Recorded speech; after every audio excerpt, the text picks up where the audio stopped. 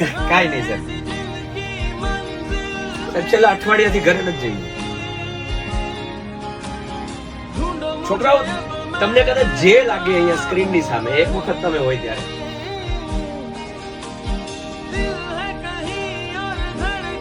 જે છો ને તમે છો.